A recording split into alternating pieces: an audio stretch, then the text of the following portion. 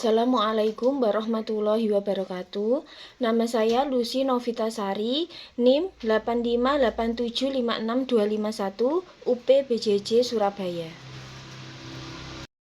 Pada kesempatan kali ini saya akan mempraktekkan rencana pelaksanaan pembelajaran kelas rangkap kelas 3 dan kelas 4, di mana kelas 3 pembelajarannya adalah Bahasa Indonesia dan kelas 4 adalah IPAS. Assalamualaikum warahmatullahi wabarakatuh. Bagaimana kabarnya hari ini?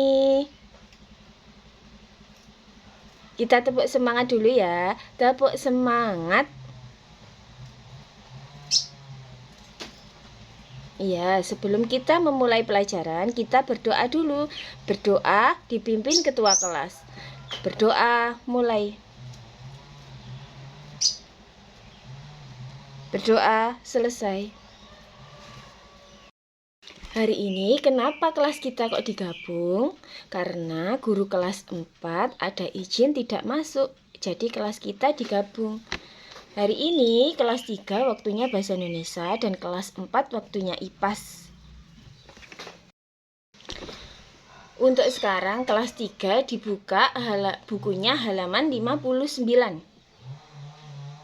Tentang daur ulang kertas. Sudah dibuka? Setelah itu dibagi masing-masing kelompok 4 anak.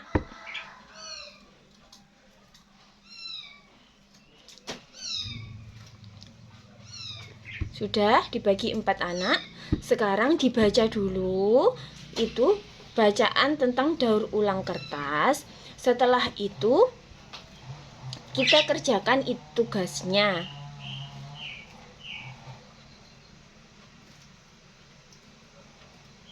Salah satunya itu mencari kosakata, memahami arti kata yang baru-baru yang belum kalian mengerti itu ditulis kembali. Artinya apa? Ditulis lagi.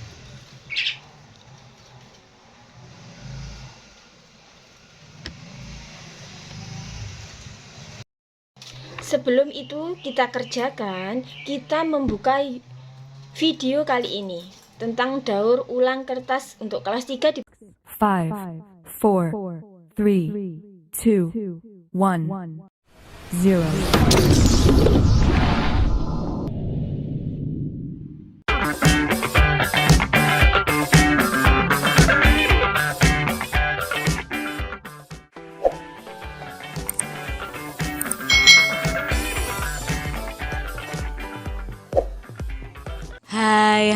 Hai.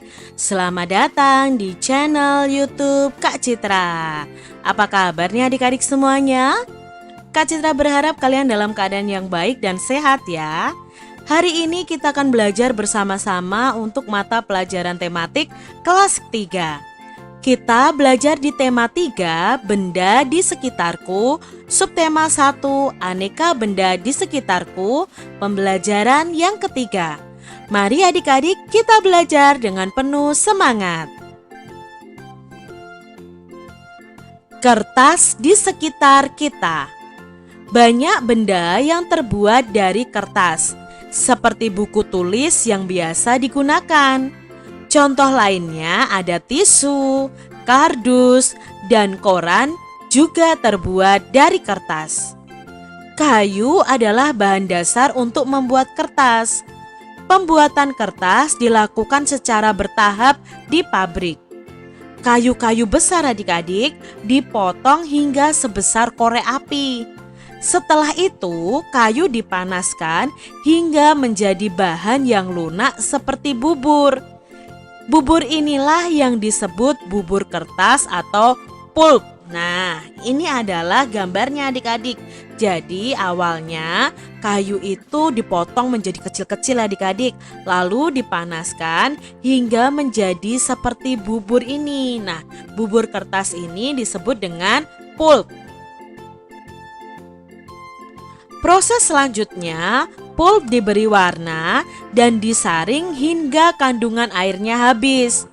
Pulp yang sudah kering meninggalkan ampas berupa serat selulosa yang saling terkait. Kemudian serat selulosa ini digiling hingga pipih menjadi seukuran kertas yang diinginkan. Cobalah adik-adik menulis di atas kaca. Apakah hasil tulisanmu di atas kaca seperti di kertas? Kertas itu memiliki sifat dapat menyerap air adik-adik.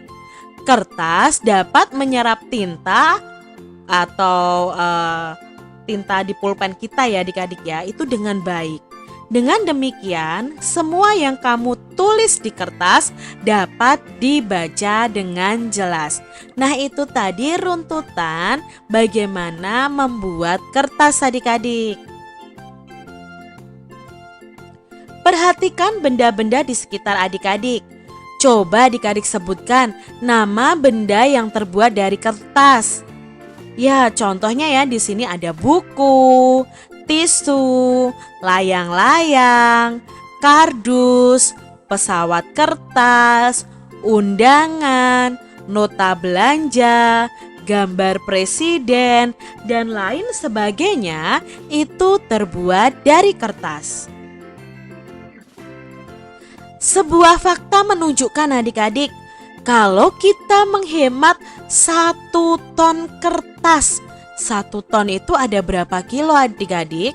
1 ton itu ada 1000 kilogram. Berarti kita sudah menghemat 13 batang pohon besar. Wah, fakta yang luar biasa ya.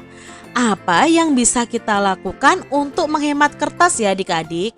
Karena apa? Penggunaan kertas itu semakin banyak, maka akan semakin banyak juga batang pohon yang akan ditebang adik-adik. Maka kita harus menghemat penggunaan kertas. Nah, coba adik-adik, di sini ada Udin, Beni, Siti dan teman-temannya mengutarakan pendapat mereka.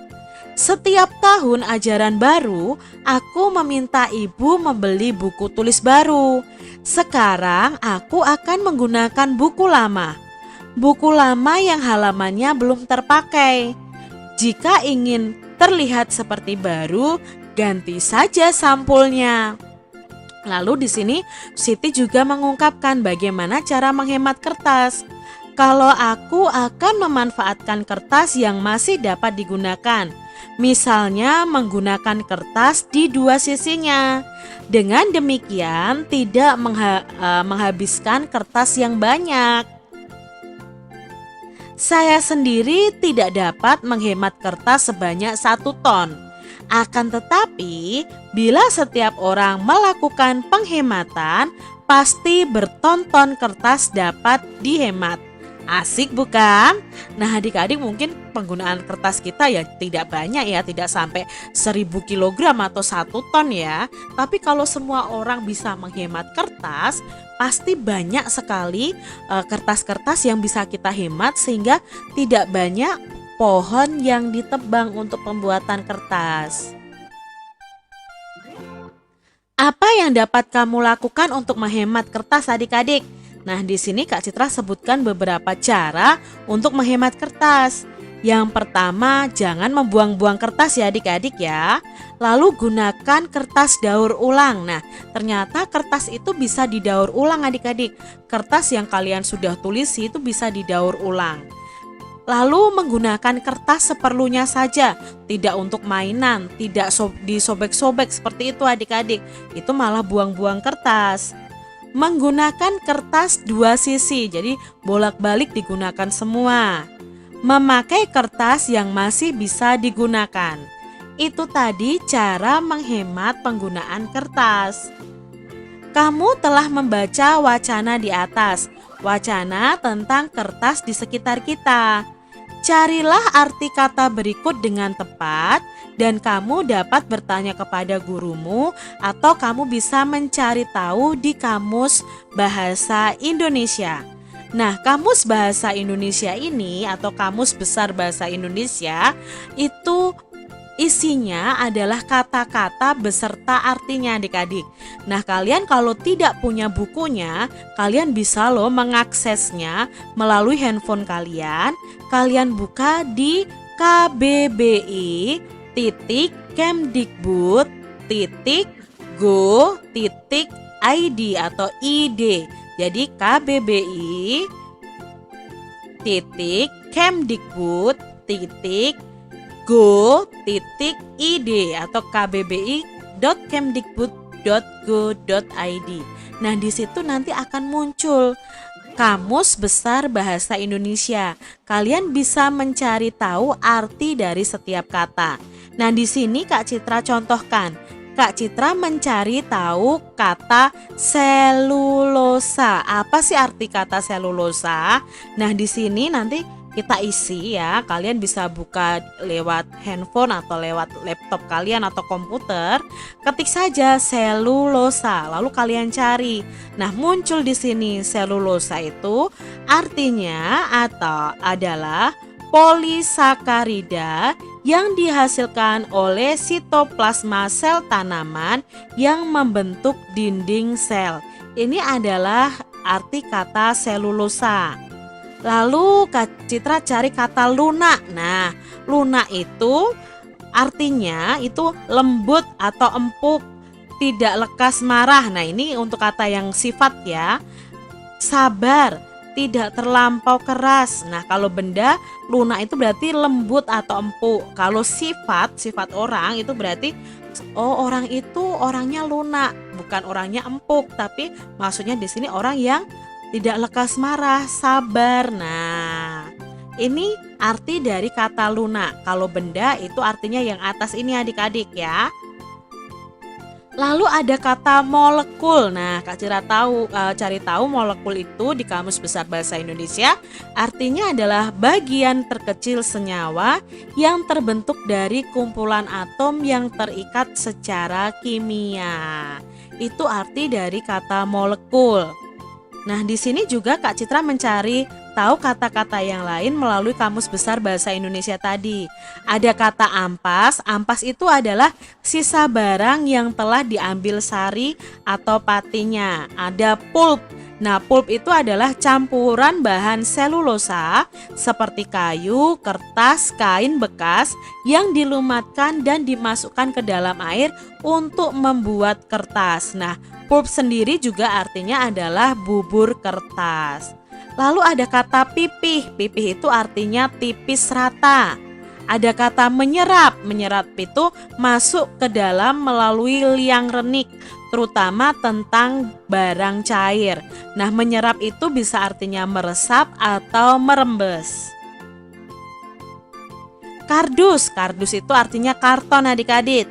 Serat itu artinya sel atau jaringan serupa benang atau pita panjang, berasal dari hewan dan tumbuhan. Lalu ada kata menggiling. Menggiling itu artinya melumatkan atau memipihkan sesuatu dengan anak batu giling atau dengan gilingan adik-adik. Nah, itu tadi arti kata yang ada dalam bacaan. Kertas dapat digunakan untuk menulis adik-adik. Lalu apakah kertas juga dapat digunakan untuk bermain alat musik? Tentunya tidak bisa adik-adik. Mengapa? Karena alat musik sebagian besar itu terbuat dari kayu, berpadu dengan kulit hewan. Contohnya adalah gendang. Lalu cara memainkan gendang ini dengan dipukul. Kamu dapat bernyanyi diiringi gendang atau dengan bertepuk tangan. Bahan dasar kertas adalah kayu. Nah, kayu itu berasal dari pohon. Perhatikan gambar pohon di bawah ini yang digunakan sebagai bahan dasar kertas. Perhatikan ya adik-adik, di sini ada pohon pinus, pohon akasia, dan pohon jati. Pohon manakah yang paling tinggi adik-adik? Ya, pohon jati ya menurut gambar ini. Bagaimana caramu mengukur tinggi suatu pohon? Nah, adik-adik, mengukur tinggi suatu pohon bisa menggunakan alat ukur. Nah, kita sudah belajar sebelumnya tentang alat ukur. tinggi badanmu pasti berbeda juga dengan temanmu. Apakah semua panjang atau tinggi benda dapat diukur dengan alat ukur yang sama? Tentunya adik-adik, tidak semua benda bisa diukur dengan alat ukur yang sama. Nah, kita akan belajar bersama-sama. Alat ukur panjang benda itu bermacam-macam. Adik-adik sudah mengenal beragam alat ukur pada pembelajaran sebelumnya. Ada meteran roll, ada meteran saku, lalu ada meteran pita. Sebutkan satuan panjang yang adik-adik ketahui. Nah, pada pembelajaran sebelumnya kita juga sudah belajar satuan panjang ya. Ada kilometer, hektometer, dekameter, meter, desimeter, sentimeter, dan milimeter. Itu adalah contoh satuan panjang. Tuliskan alat ukur yang tepat untuk mengukur benda-benda berikut ini. Nah, kita mau belajar nih, kalau mengukur tinggi badan pakai alat ukur apa ya? Kalau mengukur panjang lingkar pinggang pakai alat ukur apa? Yuk kita cari tahu bersama adik-adik.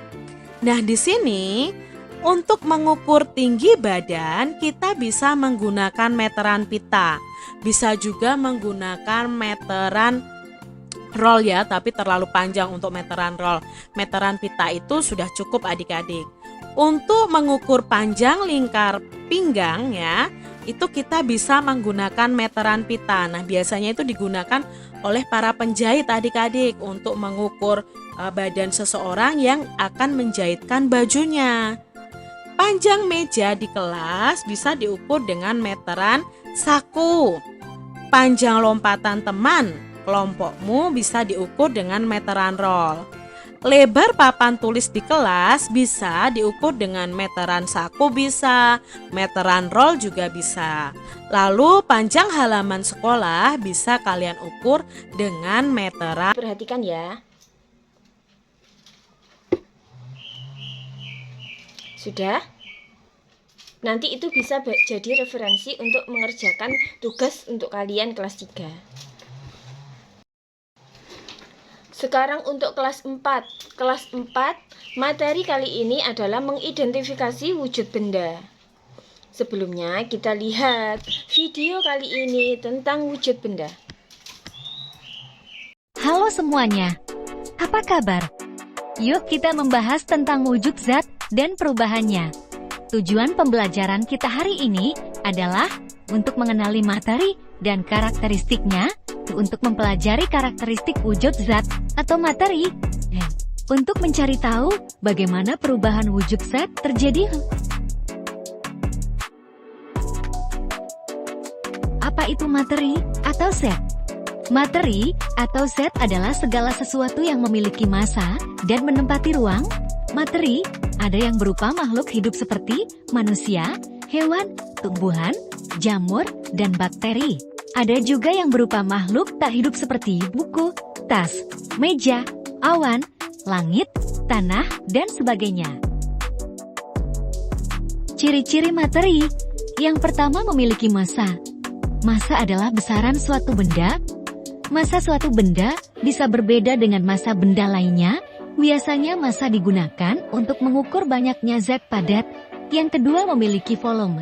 Volume adalah ukuran banyaknya jumlah zat. Volume biasanya digunakan untuk mengukur banyaknya zat cair.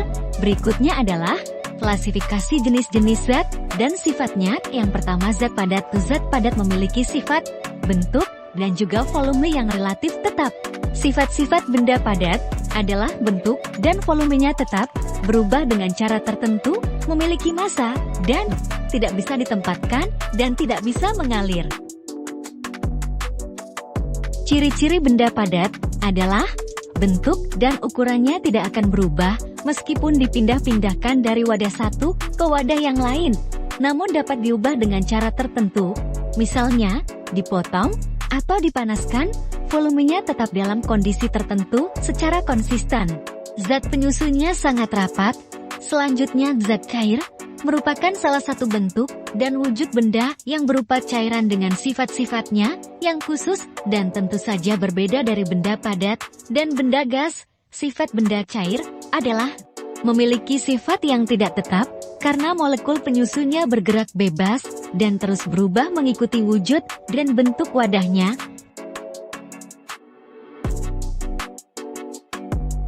Ciri-ciri benda cair yaitu bentuknya selalu berubah mengikuti bentuk wadahnya, permukaan benda cair tenang dan selalu datar, menempati ruang dan mempunyai massa, mengalir ke tempat yang lebih rendah, dapat melarutkan zat tertentu, dan menekan ke segala arah. Zat gas adalah salah satu bentuk dan wujud benda yang mempunyai volume dan bentuk yang selalu berubah-ubah sesuai dengan wadahnya. Sifat benda gas adalah menekan ke segala arah, mengisi seluruh ruang yang ditempatinya, ada di segala tempat, dan memiliki massa yang berat, gerakan partikelnya bebas, dan susunan partikelnya tidak teratur. Ciri-ciri benda gas yaitu, benda gas dapat bergerak ke segala arah, partikel zat gas bisa menyebar ke segala arah, bentuk dan volumenya berubah-ubah sesuai dengan tempatnya, kerapatannya rendah, dan benda gas tidak dapat digenggam dan tidak terlihat. Sebelum kita lanjut, jangan lupa subscribe channel ini ya.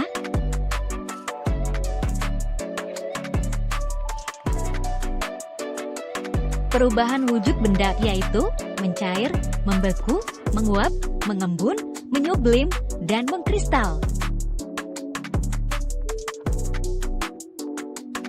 Yang pertama, mencair adalah proses perubahan wujud benda padat menjadi cair, seperti pada es yang mencair pada suhu tinggi, mentega yang meleleh saat dipanaskan. Begitu juga dengan lilin yang meleleh saat dinyalakan.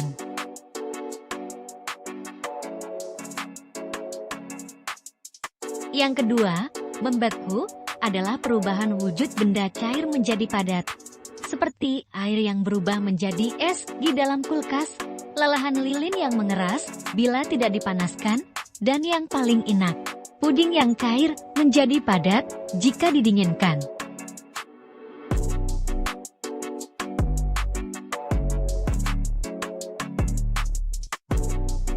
Yang ketiga, menguap merupakan perubahan wujud benda cair menjadi gas, seperti air yang dipanaskan akan menguap bila mencapai titik didihnya, parfum yang disemprotkan mengeluarkan bau yang menyengat akibat adanya proses pelepasan molekul atau penguapan.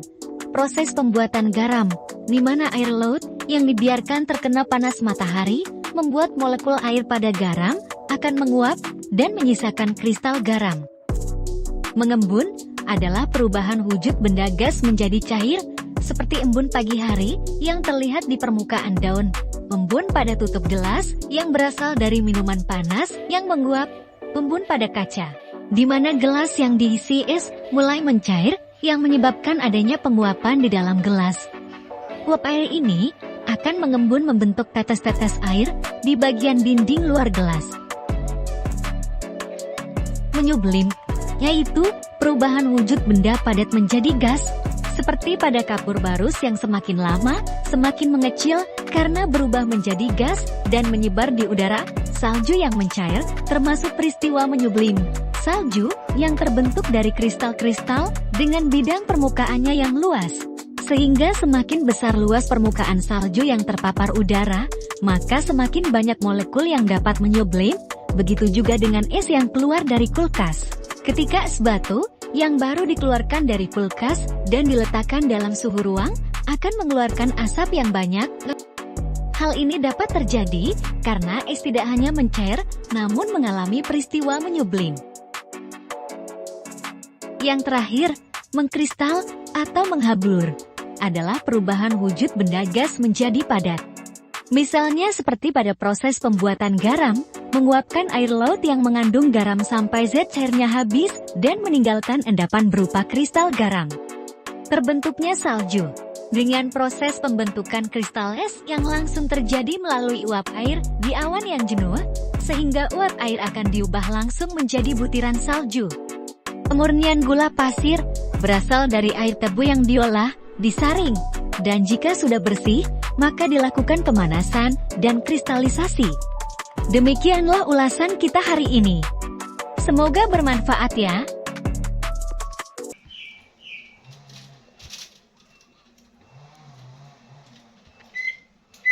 Sama seperti kelas 3, dibagi satu kelompoknya 4 orang untuk mengerjakan tugas kali ini.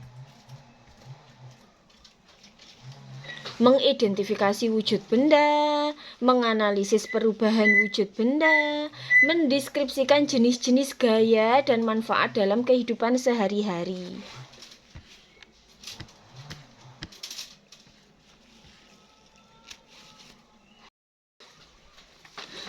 Dari video yang tadi sudah diputar, materi yang belum mengerti dicatat.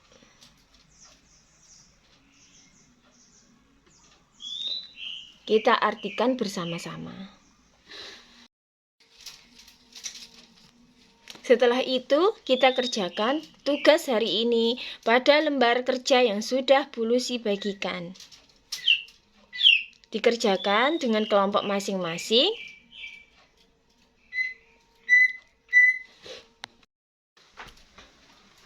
Demikian pembelajaran kelas rangkap hari ini. Semoga apa yang kita pelajari hari ini bermanfaat untuk kalian semua. Sebelum kita mengakhiri pelajaran hari ini, ada yang ditanyakan? Bila tidak ada yang ditanyakan, mari kita berdoa dulu.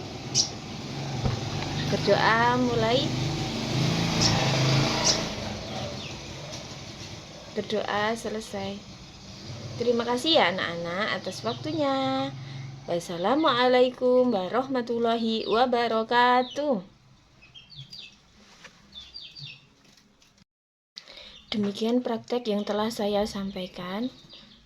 Kurang lebihnya saya mohon maaf dan saya mohon bimbingan bila ada yang kurang. Wassalamualaikum warahmatullahi wabarakatuh.